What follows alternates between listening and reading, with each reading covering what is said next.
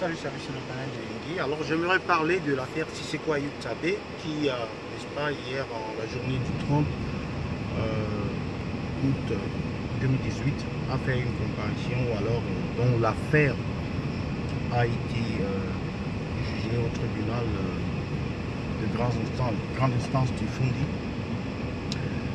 Malheureusement, comme le souligne le défenseur des droits de l'homme, la défense n'avait pas leur client, donc le client de la défense n'était pas présent pour des raisons qui n'ont pas été élucidées.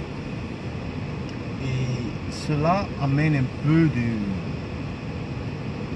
confirme un peu cette thèse selon laquelle il s'agit d'un procès politique. Alors, si c'est un procès normal, la loi dit que, n'est-ce pas, la défense ou alors que la personne accusée doit être présent au prétoire pendant le procès. Comment se fait-il donc que le juge ait ignoré les requêtes de la défense, des avocats ou des représentants de la défense qui exigeaient que leur client soit présent et qu'il est hors la loi, n'est-ce pas, de tenir un procès alors que leur client est absent, détenu par l'accusation quelque part.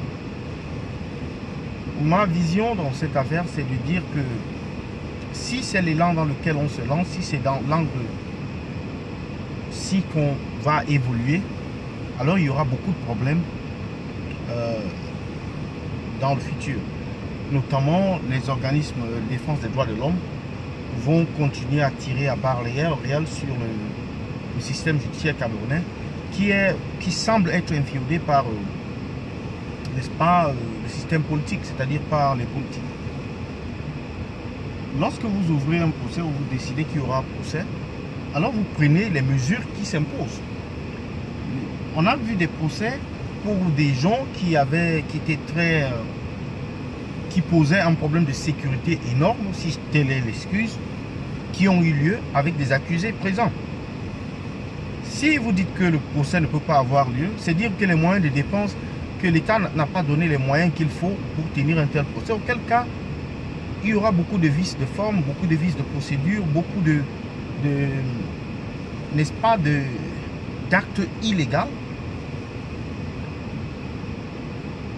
Et ça va n'est-ce pas, empiéter sur cette vision de procès équitable, de procès juste.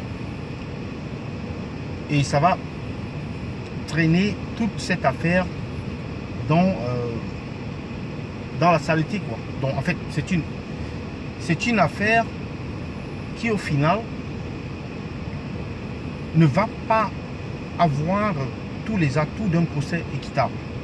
Si on ne procède pas de la manière où les présumés coupables ou bien les présumés innocents, parce que là on semble dire qu'ils sont coupables, puis sont présumés coupables plutôt que innocents, n'ont pas accès à leurs avocats. Ça c'est quelque chose d'autre qui a été décrié, n'ont pas accès à leurs avocats. On leur impose des avocats ou on leur impose des conseils.